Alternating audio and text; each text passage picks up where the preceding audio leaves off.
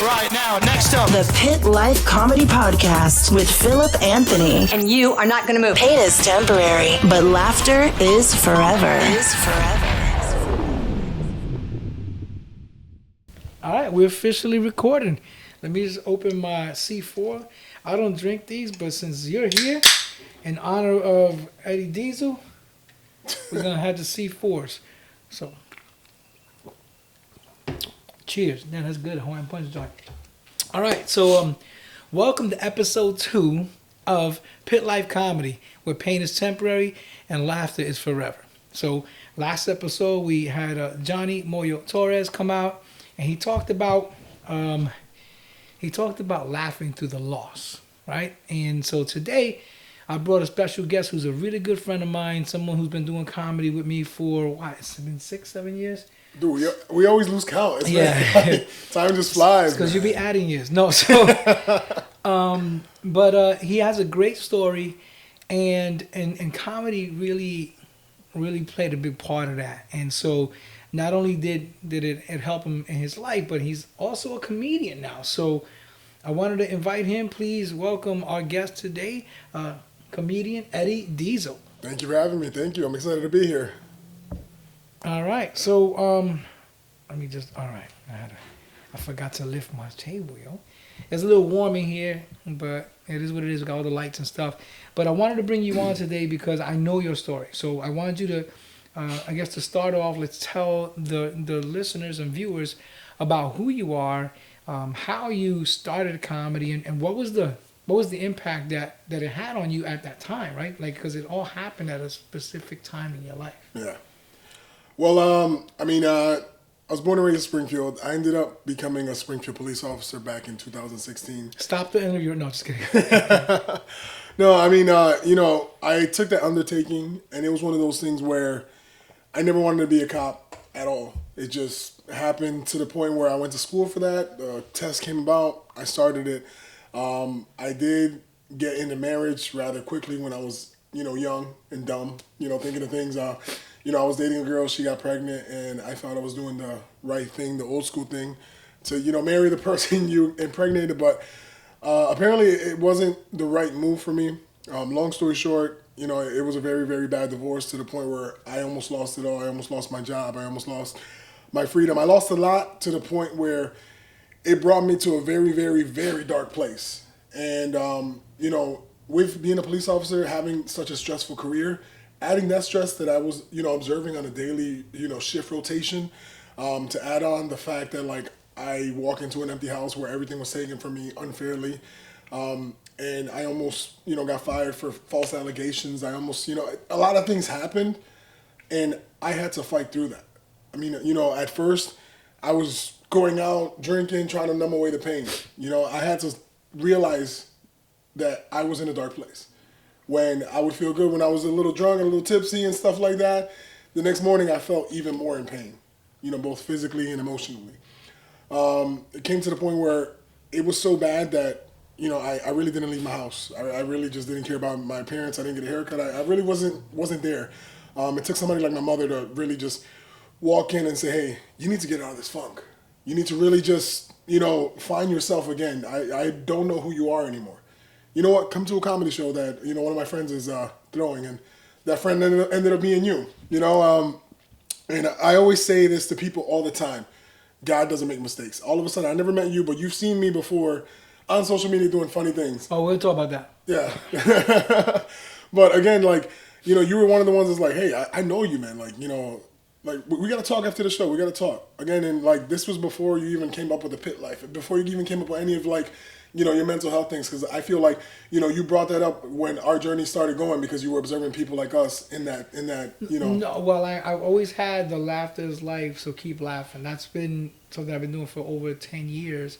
And so, but it was at a time where I was pivoting towards that stuff. Yeah. Right? That was the direction my comedy was heading in, because I felt like I wanted to do comedy with a purpose instead of the original goal that we all had. Oh, we're going to go to do all the best comedy clubs and be a Kevin Hart. But anyway, so go ahead. No, so, you were one of the pivotal points in my life where I had to say, I need something that's going to help me out. And at that point in time, I didn't really think therapy was for me. Like all us Hispanic men, we always shy to seek help for mental health. And I will get into that further into that because I got even more bigger stories when it comes to that. But, you told me, hey, I got a show coming up in a few weeks. I know you love to perform. I know you've been in plays. I know you're a funny guy. You're like, do you want 5 minutes on my show? And I was like, you know what? Why not? So we met for lunch. We had Moe's. I still. No. Yeah, it was Moe's. Applebee's. It was Moe's. It was Applebee's in Boston Road. I don't go to Moe's. Oh, okay. It was Applebee's. All right. Right across the street from It's a Moe's. fat guy where we went to eat. But again, like, we went there and you were like, tell me about yourself. Like, what's going on? At that point, I'm a police officer. I'm a single dad. My divorce was just crazy. I lost it. Like, you told me, talk about that. And again, I love stand-up comedy, but I never really understood. I thought it was just like, hey, knock, knock, who's there? Like, whatever. I never really understood that. And I look back, most of these comedians that are super successful talk about their pain. And you told me that, you're like, you know what? Talk about that. Come up with some stuff, like, exaggerate a little bit, but still stay true to who you are, stay true to your story, because you never know who went through that same thing, bro. Now, that hit me really hard. And I'm like, all right, let's do it. So I did that show. I was super nervous, and this was the first time I did stand-up comedy. I've done plays. I worked in Six Flags Entertainment for years. I was used to performing in front of thousands of people, but this is the first time that I was doing stand-up comedy. Went up there, those 5 minutes, it went by too fast. I really wanted to keep going, but, I had the crew going, and you told me straight up, hey, when I give you the light, like, you're a feature. We got to keep the show, wrap it up. So at that moment in time, I felt a crazy high of, like, great emotions to the point where I felt like my pain just floated away because I was able to bring joy to them and they brought joy to me. So that was like my therapy without a copay. From there, you told me, yo, you murdered it, bro. I got 10 minutes next show. You down? Let's go. Did the same thing. I thought about what I went through. I thought about the different situations that I had. And I started writing. I started getting into ideas. I started just in my mirror, like really, YouTubing the most popular comedians, seeing what different styles work out. Did those 10 minutes. Did amazing. The following month show, because you used to do a monthly show. Following month show, you're like, Eddie, I'm going to ask you something. You got to be honest with me if you think you can do it or not, but I think you can do it. I'm going to have you host. My heart dropped. I was like, and for those of you who don't know about hosting a comedy show, it's one of the hardest things that you can do in comedy. And to be a good host, it takes a lot. And again, I learned a lot from him and I learned a lot from Artie Robb. In order for you to be a good host, you need to warm up the crowd. You're the first person they see. And if a comedian doesn't do so well, you're the one that needs to keep the show going. You need to, keep the pace going. You also need to be cognizant of the whole entire show as a whole. And I was nervous, and you were like, you know what, get me some people, and then, we'll talk about, like how we work together. So I started using my old connections from my college days when I used to promote parties. And then we ended up, just packing the place up. And I think that, till this day, was one of my favorite sets I've ever done because I felt like I was untouchable on that stage. I felt like everybody was there just there supporting me, laughing, but not fake laughing, but just laughing and like not really knowing that I was capable of this. And I didn't even know I was capable of that. The moment I got off there and that was the end of that show, everybody was super happy. And like, we just continued that momentum. You're like, hey, you shook my hand that day. You're like, you want to be partners? Like, let's do this together, bro. You're my little brother. From there, I feel like I was blessed because you started surrounding me with different people. One of the main connections you surrounded me with was Artie Robb. Rest in peace, Artie Robb, man. That dude, he was one of the pivotal moments of making the Diesel comedian into the Diesel comedian. And Artie Robb, he's from New York. He didn't drive. Phil, you were like, hey, I'm going to vouch for you. Give him a ride. And, like, he'll hook you up. Just, impress him. And if you impress him and you don't, you don't embarrass him out there, you're good. Don't fuck it up. Exactly. His words. So, first show we do with Artie Robb, it was a comedy art auction show in New Haven, right next to IKEA. New Britain. No, it was New Haven. Oh, okay. Right next to IKEA. It was that hotel in front of like where the food trucks are. Okay. So at first, when I meet Artie, he goes, "Yo, what's good, little man?" I'm like, "What up, bro?" So he's like, "Yo, I'm drinking a little bit. You good?" I'm like, "Yeah, I'm good." He goes, "Yo, pull over. I got to smoke real quick." You all say with that? I'm like, "Yeah, you smoke?" I'm like, "No, I'm good." So as we're heading over to the show, I'm talking with him and just like learning a lot because again, like you told me, and I looked him up, doing comedy for over decades and stuff, and has done a lot. When we get there, I do my set, and in the middle, like towards the end of my set, I always mention I'm a police officer. and the siren. He said police officer and there's sirens in the background. I know you guys can hear that. That's hilarious. Oh, you can hear that. See? Right on cue. But the moment I said that, he comes up to me and says, yo, motherfucker, you a cop? I was like, yeah. He goes, all right, good shit. So when we get home, just put your sirens on. Let's get home quick. But again, from there, you know, he got me opportunities and in front of a bunch of different people to the point where I always had it in my mind, hey, if these guys trust me enough to bring me to places that me as a new comedian have no business performing, I need to give it my all. And there was a lot that I learned from him too, because he told me, and we talk about it all the time, there's been shows that you and I have done with like 5 people. There's been shows that you and I have done with thousands of people. Yeah. And if you look at our comedy footage, we do not shy away from like giving it our all, whether it be 5 to 500 people, it doesn't matter. And he told me any chance you get to get on stage, that's work. The more you work, the better you're going to get. And there's been times where he's taking me to shows that I'm on a high horse because I just had 3 or 4 shows back to back that were like roaring, killing it. He tells me straight up, and I'm never going to forget this. It was a show in somewhere in New York. He goes, you think you're big and bad, huh? The next show you about to eat a bag of dicks. I'm like, what? Nah, shut up. He's like, oh, no, you big and bad. You're going to eat a bag of dicks. I remember and this was early, and this was like my first year in comedy. There was a room full of a bunch of Hispanic women. Forgot what joke I said that triggered all the Puerto Ricans in there. I lost the crowd. And I was like, it was such a shitty feeling because there's nothing I could say that anybody was paying attention to me anymore. I was done. I left before my light. He comes up and he's like, how you feel? I'm like, I feel like I ate a bag of dicks. He goes, oh, you want to quit? I'm like, hell no, it's going to make me better right now, you know? But again, it was those things that I had to go through to really just hone into what it was. Love that. Yeah. And that's one of the gifts that Artie had, man. And the reason I reach out and I'm willing to help any comedian that like looking to do it. You know, some people will be haters and be like, well, you know, you haven't made it. How are you going to teach them? You know, if I can get you to where I am in half the time, cool.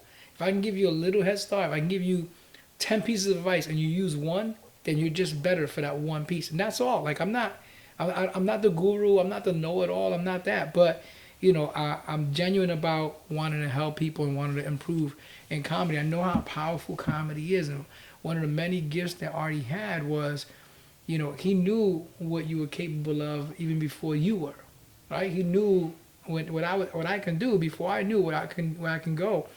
And I always watched him and learned from him. And I learned more from him on the car rides to and from the shows than we did at the shows, right? So that's huge. That's huge. But I want to correct you on a couple of things. I know there's comedians watching this too. That first show, you were in the feature. You were opener.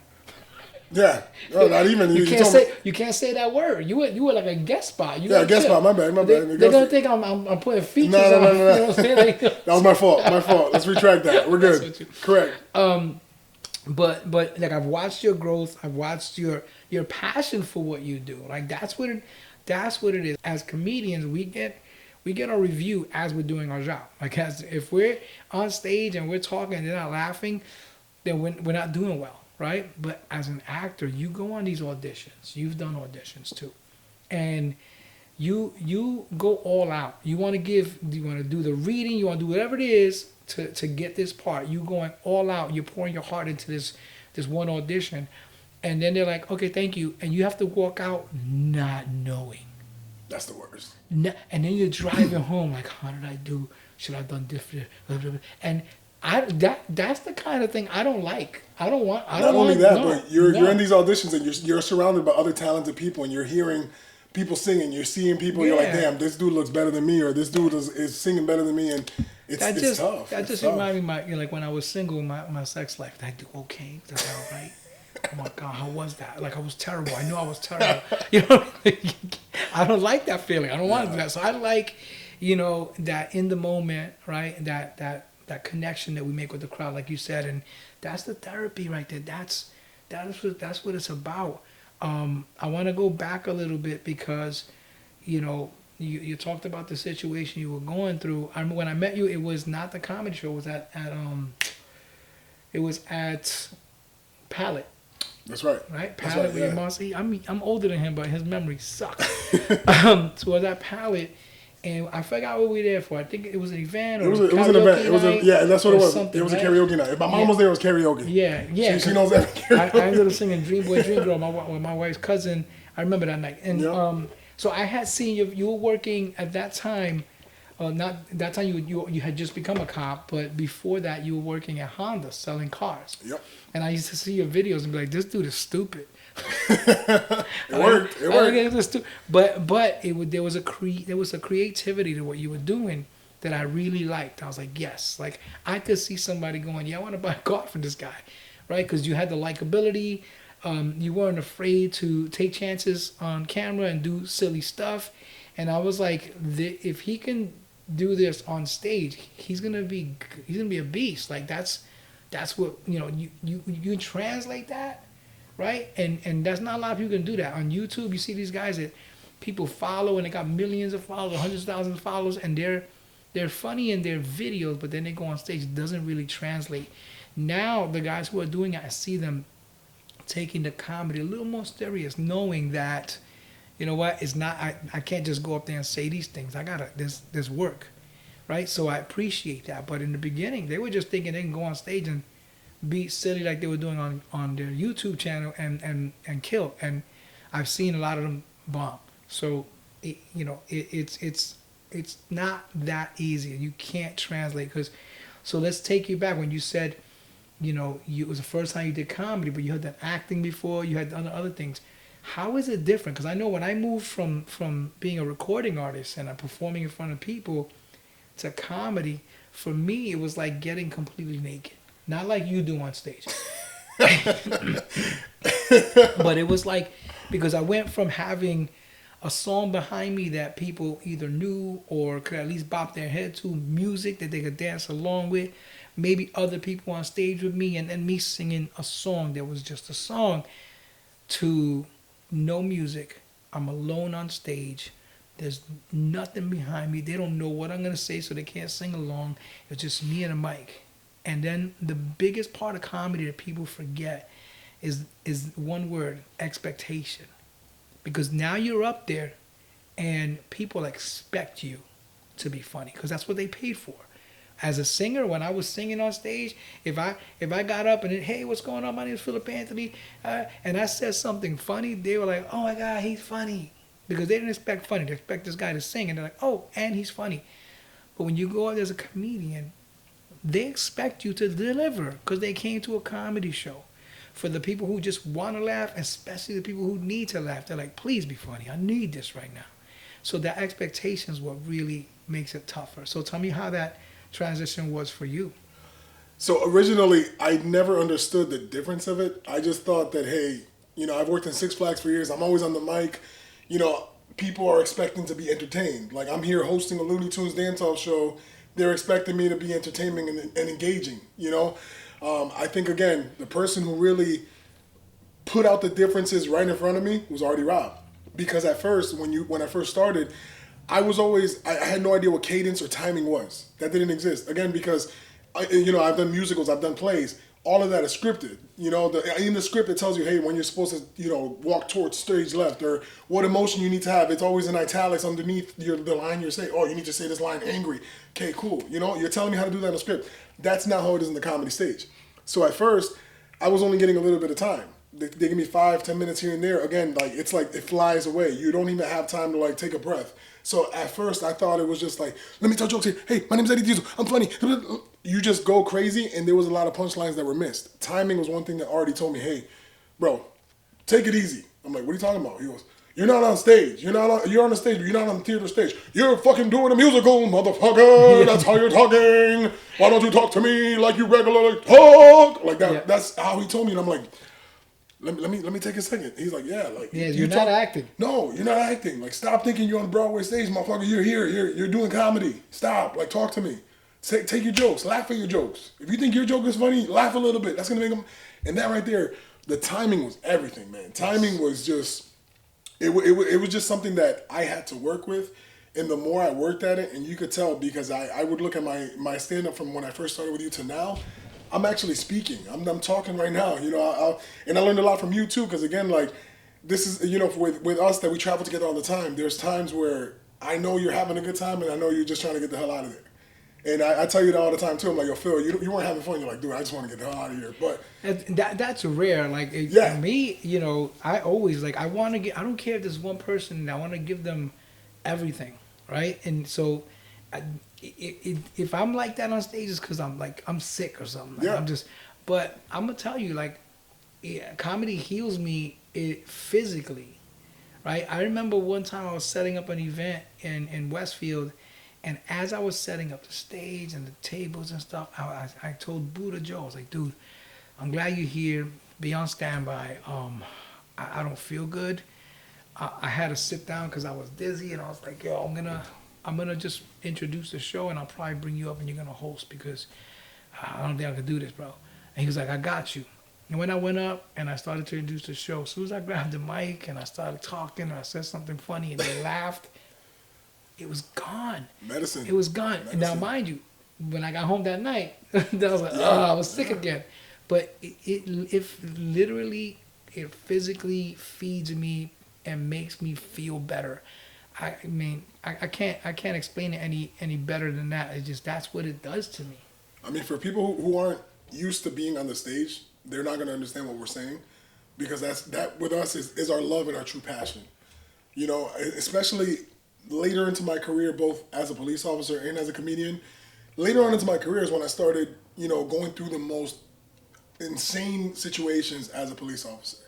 I mean, there would be shows where, just that morning, because I work on the day shift, just that morning, like, I was plugging up a bullet hole, or like I saved a kid from frozen lake in Van Horn Park, and that night I'm here telling jokes, and I'm just like, in all reality, like, that right there really shows you mental health is something that's being ignored constantly. I went to Puerto Rico, and then I came back. I was on vacation. I came back. First day I came back, two people got shot, and we're here plugging up bullet holes. The guy was dead, but we're trying our best to save his life because he's covered in bullet holes. We did all we could, The person died like right in our hands. A couple hours later, me and my partner in the car, like, what are we having for lunch? I'm like, You didn't shoot him, right? no, it wasn't okay, me. no, we gotta. No, it wasn't me. It was just No, gang violence, and just stupidness that these young people are getting into. That it's sad, But again, like, it's stuff that we have to deal with. We have to pick up the pieces of a broken community. So at that point, I take a minute. I look at my partner. I'm like, dude, do you not realize how mentally unstable we have to be to do our job? He's like, what are you talking about? I'm like, bro, a normal person will probably never ever see somebody dead in front of them in their whole entire lifetime, and this is like a regular occurrence for us in Springfield. I wouldn't call you guys mentally unstable. I would call you guys actually super mentally strong. You have to be really strong to not take that home with you, right? And people give a lot of police officers a bad rap. They don't understand that this is something you deal with day in and day out, and not all of them, but some of them get to the point they're so jaded that they're numb, and they seem like they don't care, and they seem heartless and cold. But sometimes that's what they have to do in order to deal with that and not take it home with them, right? They have to be cold and shut down. And they're like, oh, why is this cop such an asshole? It's not that he's an asshole, man. If you dealt with half the stuff that you guys deal with day in and day out, like, how would you cope, right? The suicide rate of police officers is what? It's got to be one of the highest, next to soldiers, next to, people in the military who served. And there's a reason for that. It's because you guys see things and you go through things that you don't understand. Like, you question humanity all the time. Like, who could do this? What kind of monster? Like, how can you, as a human being, then you got to go and then make people laugh, right? But I think that's the balance. When you do that, because I know, if I think back to one of the saddest days of my life, was one of my best friends. I've been friends with him since I was like 13, 14. He met his wife when they were 14, 15, so a year later. So we've known each other all our lives. And, his daughter at 16 years old took her life. And I got the call, his son called me. I was living up here, and they live in New York still. And I jumped in my car, and I rushed down there. And I spent a few days with them through the ordeal until they put her in the ground. And when they put her in the ground, I can't remember experiencing so much sadness in me and around me, watching my family, it's my friends and my family that I've been with all my life, to see them going through that pain and the helplessness, like not to, like, what can we do about this, right? And that night, I was in the Bronx and I had to do something. I was consumed with sadness. I was like, I need to go to a comedy show. And I drove all the way out to Brooklyn. That's the first time I met Aldo in person. We talked about Aldo in the last podcast, and here he is again. And he was like, "Oh man, you came through." And I was like, "Yeah," because Aldo's been trying to get me to book him for years, but I don't like booking people unless I've seen them. And you know, people were vouching for him. They're like, "Yo, he's funny." I'm like, "Yeah, I got it, but I gotta see him." So I went down there, and he's like, "Oh, but I'm just hosting tonight." I was like, "That's okay. I know what funny is." And he was like, "You want some time?" I was like, "Sure." And I was like, I just needed to be around laughs, whether I was getting somebody was making me laugh or I was making some people laugh. I needed to be around that in order to balance my heart, to balance my mind. That was what I needed.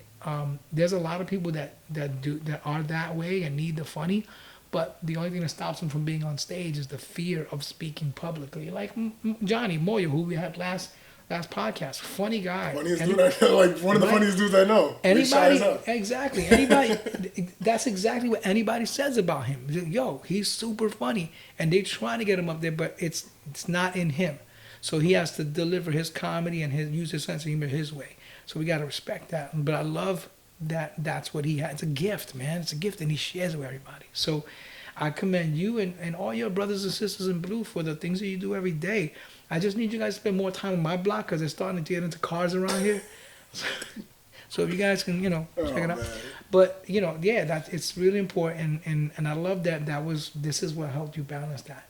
Because I know that on top of what you were going through, I have family been on the job. I have a cousin of mine who retired from NYPD, and he went from corrections at Rikers.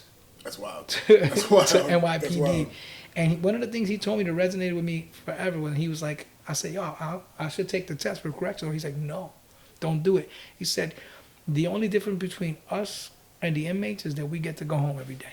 He's not lying. And when you're doing this job, he said, "Phil, the job sucks." So shout out to the CEOs out there because they're dealing with it too. So yeah, he was like, "No, we fight every day. We're going through this. We go home with that mentality. We're just inmates who get to go home every day." And so I was like, "All right, I don't want to do that," and I never did it. But yeah, so shout out to you guys for that, man. Thank you, Springfield PD and any PD for doing what you guys do.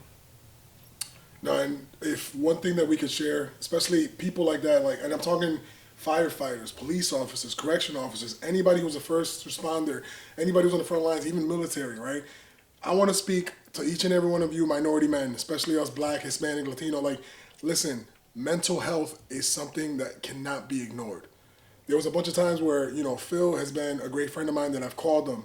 And, not even comedy related. He's known the struggles that I've gone through. I didn't want to pick up. Yeah. But he's definitely been there through a lot of situations that I've had. There's been situations where I wanted to quit my job. There's been situations where, I feel like I've had enough. But then again, I had to think about what can I do to make this better? What can I do to make my community better? And again, people ask me all the time, what is the worst thing that you see as a cop? That question happens all the damn time. And me as a dad, it is anything that has to do with children. And those are the worst calls. We could get into a gunfight. It's all good. That's what we signed up for. Not what we signed up for. That's something that it's part of the job. Part of the job. Yeah. Nobody ever tells you got to be the first responder to a baby choking. Nobody tells you got to be there for a child. Getting S8 or you don't even know what's going on with that child. Those children that you respond to houses where crawling in cockroaches, you see a baby riding on a rat or something just craziness like that. That's how I grew up. But again, you as a dad, really it resonates towards you. You want to save all these children. You want to just legit, take them out. Those kids have no chances, and those situations make me go home and just hug my kids even harder. And it's tough. It's tough because you say that, you don't want to bring that with you. But then us, we're people who work hard for what we got, and the moment that something goes wrong, we're quick to say, "Oh, damn, my life sucks." No, it doesn't. Because you know what? We got food in our fridge. We got a car. We got, clothes on our backs. Some people don't even know where, when the next meal is gonna come. Every day, one of the things I do at some point in the day, I try to be more consistent with it, like to do it first thing in the morning, but I forget because I'm old. But one of the things I like to do is at least every day, at one point in the day, just think about 3 things that I'm grateful for, right? And there's so much, a ton of stuff. But, and what are the things outside of family, outside of your job, like, right? Because those are things we're always gonna be grateful for. But what outside of that? So I'm always thinking that because, like you said, I really meant that when you talk about kids living in roach infested houses and rats. I grew up like that. I've been homeless and I lived in places like that. Like I remember going to one friend's house one time and he lived in a nice neighborhood and he didn't have any roaches and I was like, where your roaches at? You like I thought everybody was supposed to have roaches. I was like, where you keep yours at? Like mine be right, but that was the norm for me, right? So every day I'm grateful that I'm not homeless. Every day I'm grateful that I'm not in a roach infested house. Every day I'm grateful that I don't got to worry about, how I'm going to eat. I get the luxury of thinking, what do I want to eat today, right? So, it can always be worse. It can always be worse. And because of that, I'm not even afraid to be rock bottom again because I've been there and I was able to climb out. So that's the fortitude I have because of how I grew up and how my mom raised us. So, she was always like that. She was like, hey, it could always be worse, no matter what. And she always put food on the table and she always made sure, we had everything we needed. Not everything we wanted, but everything we needed. No, I mean, and it goes back to us being in front of like different people every weekend. Especially like with these fundraiser shows that, that you got me involved in doing with your company, Funding for Funds. Those crowds are amazing. And like it'll be the most smallest crowd, but that one person that would come out to me. And you remember this show? There was this one lady who her husband died a few weeks before, and that was a few months before, and that was the first time that she actually went out. And I got a joke that I pull somebody on stage, and I do a lap dance on them, and I turn into Magic Miguel. I had no idea that this lady was going through what she went through, and her friends had to drag her out. But again, God don't make mistakes. For some reason, like I singled her out because she was laughing. Like you could tell, like she was laughing with pain. And that laughter where it's like even her friends were enjoying the fact that she was laughing. I could have said things that they didn't think were funny, but just because their friend was laughing, they were bawling out dying. Nobody told me anything. You say a lot of things that people don't think are funny. Yeah. But again, like I honed in on her for some reason. Like something told me, yo, you know what? Just like have fun with her. She looks like she's having a great time. I brought her up on stage. She had the time of her life. She comes up to me after. She goes, listen, I want to tell you something right now. I didn't want to come out. I lost my husband about 3 months ago. He was my best friend. This is the first time I laughed in so long, and I don't know what it was, but you're something special. I want to say thank you, yo. Dude, I got emotional. Right. I'm like, oh my God, dude. I'm like, I gave her the biggest hug. I'm like, yo, I got shirts here. I don't even want you to pay me for a shirt. I just want a hug, man. Like she goes, no, give me a hug. Like thank you. And all her friends were super grateful too. But again, you never know what somebody's going through, bro. That to me is whoever you believe in, right? God, the universe, Jehovah, Buddha, whoever you believe. That's what that is. That's the divine power putting them and you in that place to make that happen because they know this is what they need. And I'm just happy that those friends and those people decide to listen to their friends and show up because I think that's what brought me in this direction because I've experienced that so many times, and there's nothing like that. We did a show, I think it was in Agawam, and the lady came up and she was like, my husband and I are here, and we haven't done anything in over 4 or 5 months because he was just diagnosed with a stage 4 cancer, and we were like, what? And she was like, we haven't had a reason or the ability to laugh in so long, and so we decided to come tonight together, and he's right over there. And she was just like, thank you guys. And I was like, wow, like I'm choked up, like giving her a hug, and we're all taking a picture with her, and I was like this is what it's about. This is what it's about. We're impacting these people, and they might not remember your name or my name, but they're gonna remember how they felt that day. And that's all I know. I remember how I felt. I can't remember her name. She walked in front of me today. I probably won't even recognize her, but I'll always remember that day how she made me feel. I think you kind of touched on it already, but what was the first time you remember bombing, and how did that feel? The first time I bombed was that show that I talked about earlier with Artie. And again, I was brand new into the comedy scene. I knew nothing about reading the crowd. And, you know, us as comedians, we have our set material that is kind of like our roadmap to get us, you know, to the end of the treasure. As you get better in comedy, you're able to veer off and take little shortcuts, but always still stay true to the path. And that's why people are like, you know, I've seen your set before. Why you say the same jokes? It's not even that. It's just a set path that we go on. And as we get better, there's different things you add on to it. And you taught me that, you know, whenever you have something funny, think about 5 different tags to just like add on to it, extend this. Yo, when we're on the ride here, dude, I like that joke, but why don't you add this to it? And I always take those notes because again, you learn as you're going. When I was brand new into the comedy scene, I had my set jokes and I was like, I cannot veer off. I can't do crowd work yet. I'm not that strong.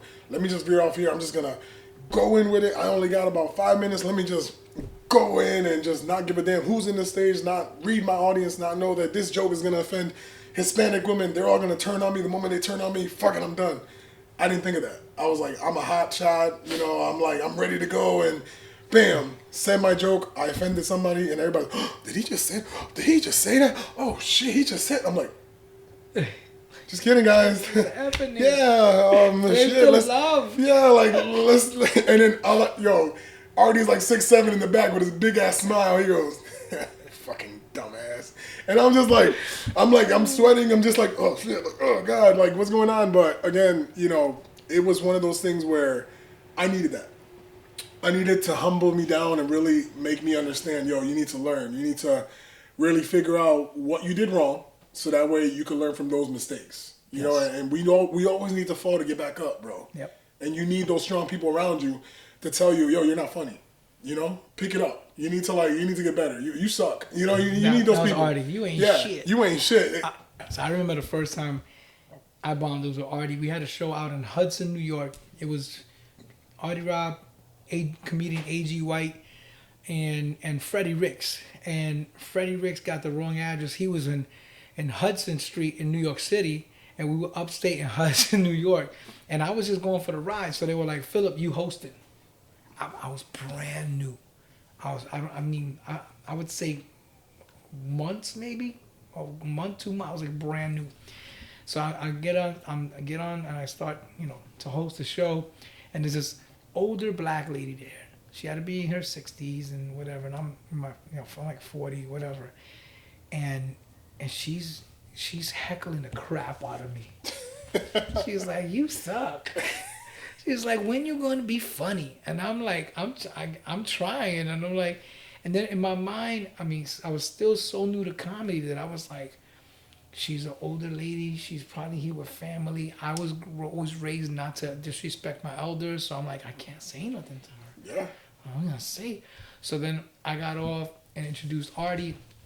Artie came up, and you know, he was like, she started with Artie too. He was like, hey, just chill out, mama. He started throwing little things at her, and she didn't stop because she was drunk. So he goes, all right, hold on a second. And he stopped his whole set. He said, you obviously want to make this show about you, so we're gonna make this show about you. And he took his chair, pulled it all the way to the middle of the floor in that room, and just laid into this woman and said some things that I was like, you could say that?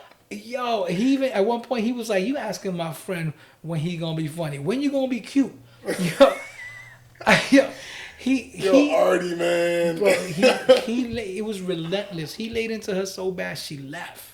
She left. Like, she was like, I'm out. And I was like amazed. So they went on the car ride home. I was like, Artie, I didn't know you could do that. I was, you know, she's an older lady. He was like, fuck that. He's like, Phil, if they want to be part of the show, you make them part of the show. That's it. Like, and he taught me there's different ways to handle hecklers, right? You know, some hecklers, you got to ignore them because they're looking for that attention. Some of them, you know, you just got to make them part of the show. And that's it. You know, all right, you want this? I'm going to give you this heat. And he did it that day, and I was like, that was a clinic for me. Like, I learned, I was like, wow, wait till the next one. I couldn't wait. Dude, I feel like every time with Artie was a clinic, bro. Like, there was so much that I learned every single time I was in. Like, the thing with Artie is we would know his set because we've traveled with him so much. We would know his jokes, but there's different things, like different little tweaks. I'm like, yo, that was dope. One thing he taught me: if the crowd is dead, get into the crowd. Yeah. Get into the crowd. Yeah. And He would get off the stage and walk around. he would talk to people in their face, like literally make them feel uncomfortable. Be like this close, like, "What's up, man? What's up?" Yeah. Like, you know, and talk, and like the level of comfort that he had. It was something that I admired and I looked up to. And it was just like I was always asking questions. Just like with you, I still ask questions. I'm like, "Hey, what do you think of this? Yo, how do you think I can transition from this?" And again, it's one of those things where you need good mentors that you're not going to be afraid to ask questions, because you're not going to make me feel stupid if I ask the question. Artie will still make me feel stupid, but he'll do it in a loving, like, you know, older brother type of way. Yeah. But again, anything I needed, anytime I needed, like, I would call him, he would be there. You know, he was there, and like that's one of the people that we lost too soon in the comedy scene. And like, you know what? I forever am forever grateful. And like people, let's say, you know, if I ever were to, you know, God willing, make it famous, one of the people that I would always like admire and always shout out till the day I die is Artie Robb, because again, he was such a good person. And anybody in the comedy scene will tell you, I don't care who you talk to. If you're a comedian and you have had dealings with Artie, he inspired or like really motivated just greatness and motivated positivity and really like just embraced his art to be able to just bring joy and life to everybody, man. And he'll forever be missed, man. He had a gift. I remember, you know, when he passed, that was, it's still hard for me to talk about. It broke me, bro. I tried to speak at his thing. I couldn't. And I was crying like a little bitch. He would have said that. He was like, "You crying like a bitch." But one of the gifts that he had, right? Because when he passed, everybody online, Facebook was like, "Oh, my brother, blah blah blah." And I remember sitting with his mom or his wife. Oh my God, with his sister and her son and his son, and they were like talking. "Oh, I don't know who these people are. They think they act like they cool with him, but they ain't never been here. They never been with him. They never been." And I'm like, guys, let me just add some perspective. I was like, it's not about them, right? It's not about them lying and acting like they want attention because they lost somebody. Like, people will do that. "Oh, rest in peace," and they just want people to tell them, "Oh, my condolences." It wasn't that with Artie. These people were like that because Artie had a gift of making everybody feel like they were his best friend. He made everybody feel special around him. He even made unfunny comedians think they were funny. No, including me when I started.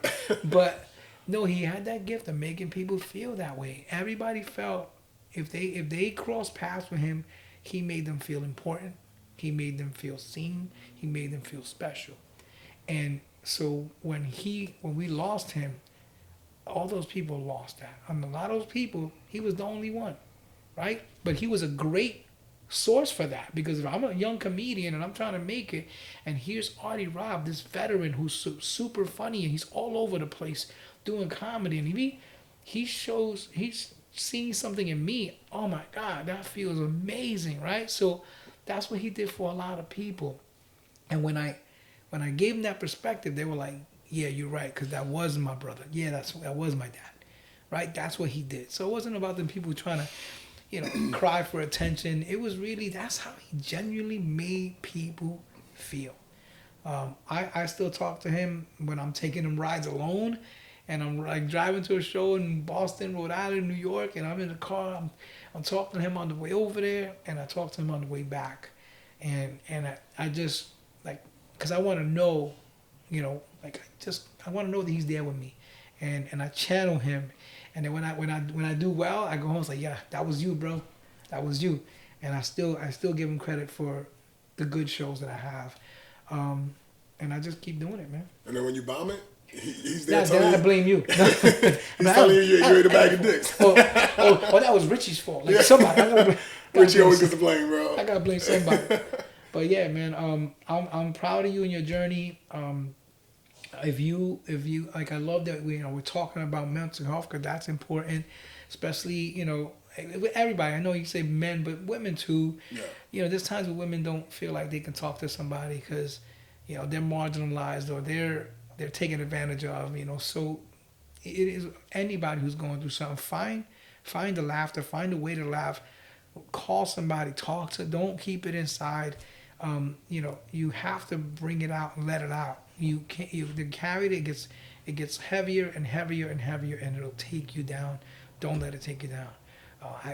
I'm not a therapist. We're not therapists, but I can tell you that comedy is healing, right? It really, really heals if you allow it to. So find a way to laugh. Find some kind of humor in the pain. I talk about on stage losing my dad to COVID when he died of COVID, April 17, 2020.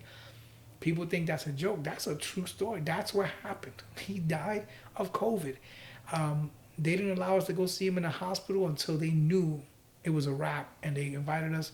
I went to go see him on Thursday, and then got the call on Friday that he was no longer with us. And I knew. I think I was prepared for it because I knew how weak my dad was, because of all the stuff he did in life. He was fragile. He was frail. And so I knew he wasn't going to be able to fight this new thing that just came out, was killing everybody. But I found a way to talk about it on stage. And at the end, like, I bring the room down and then I bring them back up and they laugh. And I've had people come up to me, "Hey, I lost my dad. Hey, I lost my dad to COVID." So one lady said, "I lost my dad the same month." And I was like, wow, right? So, it's a common bond. But that's how I deal with it. I know you use a lot of that to deal with those tough times and the stuff in your head. I encourage everybody else to find a way to use that and do it, man, because it's important. Anything you want to say before we get done? Honestly, like, it took me a while to actually even trust therapy.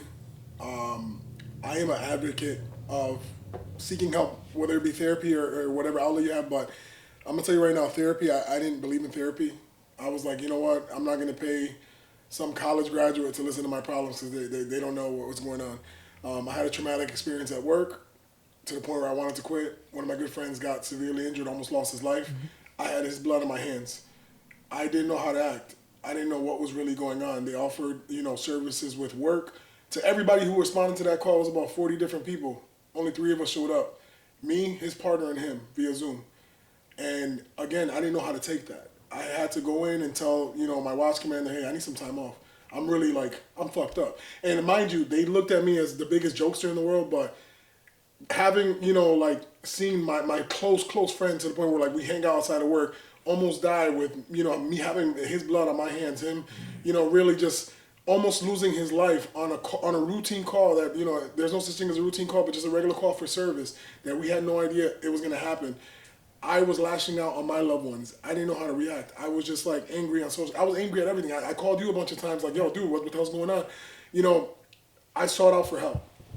That was the one on Franklin Street, right? Yep. I sought out. I seeked for help. And because again, I didn't know how to deal with it.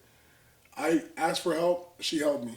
There was issues going on with my marriage counseling. I didn't believe in that either. But right now, we went through our troubles. We're not perfect right now, but marriage counseling actually helped us listen to each other. And again, if you're going through issues, man, why not? I didn't believe in it at first because again, it's no, nothing's gonna.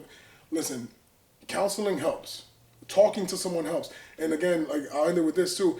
If your loved one is going through something, please keep your ears open. And sometimes you need to keep your mouth shut, ears open. Don't be judgmental because people seek comfort in their loved ones. And if they can't talk to you, who are they going to talk to?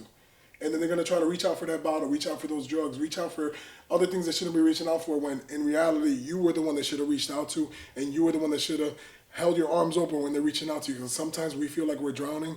And my grandfather used to tell me the story, el payaso que no sonríe.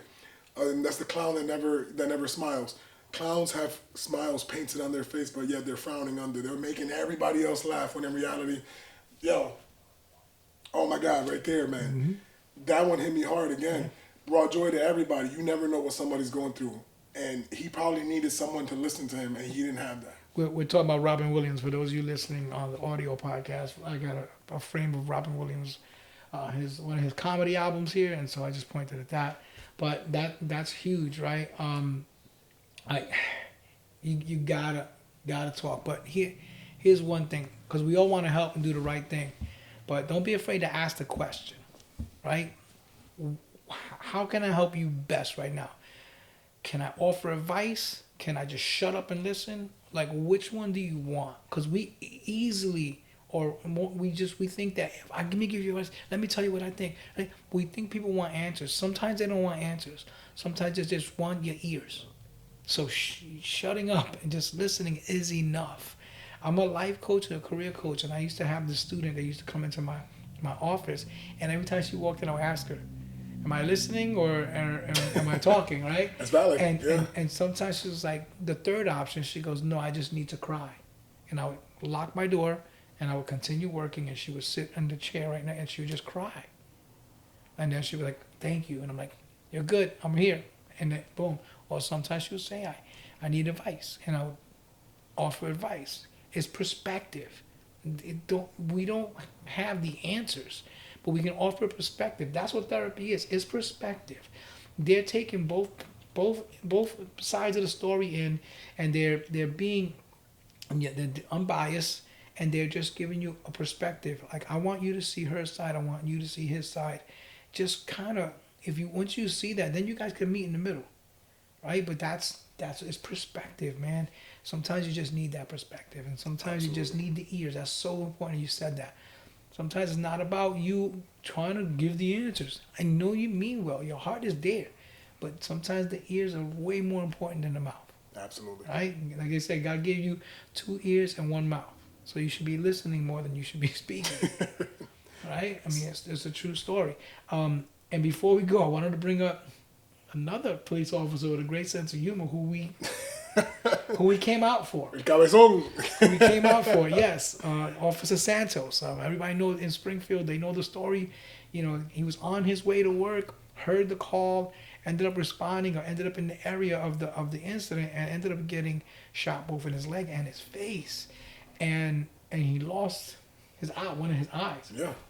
So, you know, we did this fundraiser for him, and, you know, I had to ask Eddie, I was like, "Yo, like, could we roast him a little bit?" Like, you know, and he was like, matter of fact, you can tell. It's like when I mean, obviously it's a valid point, because that's a scary situation, you know, to get shot at, but then to get shot, you know, actually shot.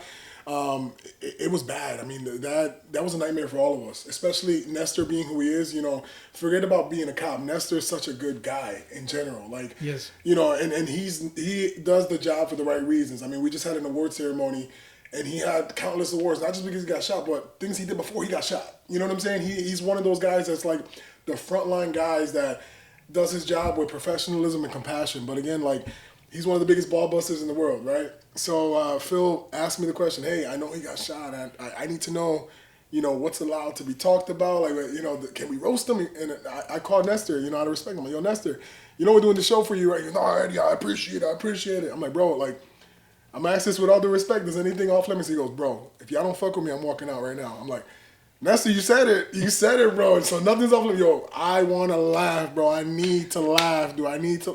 And I'm telling you, like, when we went in, and this is the difference, though, because you taught me that you need to be able to have a comedy show and, like, make fun of people but not disrespect people. right. And also have the ability to be clean with it. You know, Yeah. we don't have to be vulgar. Like, you told me that.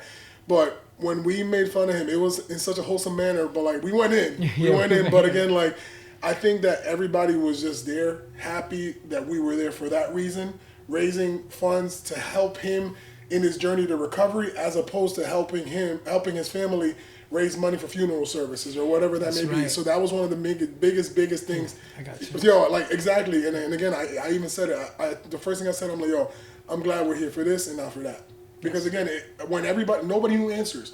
When I'm talking about chaos, we had everybody texting everybody, "What's going on? What's going on? Officer shot." Like, and again, it was chaos. Nobody knew what was going on.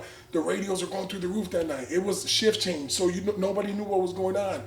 Everybody heard Nestor got shot. Everybody heard Nestor died. Everybody heard he's doing all right. Everybody heard he didn't get shot. It was just a bad game of telephone. Mm-hmm. To the point where he's now, like, you know, now he's up and about, like, really just trying to reintegrate himself into a regular life and, you know, a beautiful family. His son is a police officer in a town. Southbridge, I think? Yeah, somewhere out there. But again, his son is a good guy too, you know, young guy in the force as well. And, you know, doing great things. I still believe Nestor's still trying to come back too. And again, I told Nestor, I'm like, "Nestor, you're crazy, bro." But again, that's just the type of person he is. You know what I'm saying? But that show right there was near and dear to my heart, because at any point in time, that could have been me. Yeah, it was a special show for me too. And it's probably when I heard it and I was like, "Yo, you know this guy?" He was like, "Oh, do I know him? That's my boy." Yeah. And I was like, we need to do a fundraiser for him. and you were like, hell yeah, let's do it. And so we kind of did that on our own. It was just us two. Yep. You know, usually when we do Funny for Funds, we need a team, but you know, because we knew the support he had, and you know, it's just you and I, we were able to raise him a good amount of money, raise him over $8,000 in that night. And a lot of people stepped up for him. Other you know, once we announced our show, somebody else announced that they're gonna do a show for him. It's fine. That more help for him, that's cool, great, right? But it meant a lot to do that for him because, you know, like I said that night, every day you guys put it on the line for us, and you know, you never know what day's gonna be the last day or what this day's gonna be like. So you go out there and you take that chance every day. It's very rare that I get a chance to do something for you guys. So that day meant a lot to me to be able to do that for him, and the fact that he was able to take the jokes, that made it all better. It made it all better, man. So shout out to Nesta Santos, bro. You know, I'm honored to have met you and to be able to have done that for you that day. And I know when you see me, like I was at the Puerto Rican parade, and somebody pulled up on me in a truck, and I was like, oh, and it was him. You know, he still was like, yo, what's up? Like I know he really appreciates it. So shout out to you, man, and I hope that you get to do whatever it is you want to do, whether it's go back to work or, you know, whatever it is you choose to do. But, you know, you got a friend right here. And shout out to Nessa, you beautiful family, man. The entire Santos family, bro. You guys are beautiful and amazing. And I'm happy you're alive, bro. Like, I still say it. Like, every time I see you, bro, I just want to hug you. I'm happy you're here, bro. Yep. And that's the important part. Yeah, and you're welcome to any of my shows. You see me put something on, you want to go, just show up. I got you. And I guess it's a great way to end the show because, you know, you and him, you're both great examples of what pit life is, right? So, you know, I tell people, and I've been telling people for over 10 years, that laughter is life, so whether you keep laughing. But the main reason is because I want people to understand that pain is temporary, but laughter is forever. Absolutely. Thank you guys for joining me. Thank you for being on the show, my brother. Thank you, man. Always a pleasure. Keep doing what you're doing. Yes. And I wonder who I'm gonna invite next. I don't know, but I'm so glad. One more thing. Annie, I'm in Annie the Musical, Springfield Public Community Theater. See, now I gotta edit this fast. Damn. So it comes out before your play starts. I know. No, August 1st, 2nd, and 3rd. I'm playing Rooster. It's right there, 52 Sumner Ave. Look it up online. Just look at 52 Sumner. It's gonna be amazing. You're playing the cock. Yeah. It's better than your role as Toto. But hey, no. It just takes a little courage. I like Toto way better than cock.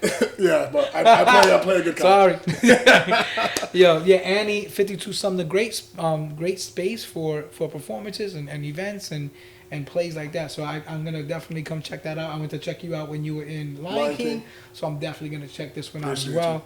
When August 1st? 1st, 2nd, and 3rd. That's that weekend of the first weekend of August. It's going to be awesome. A lot of great talent, and I'm surprised that so many people have auditioned for it.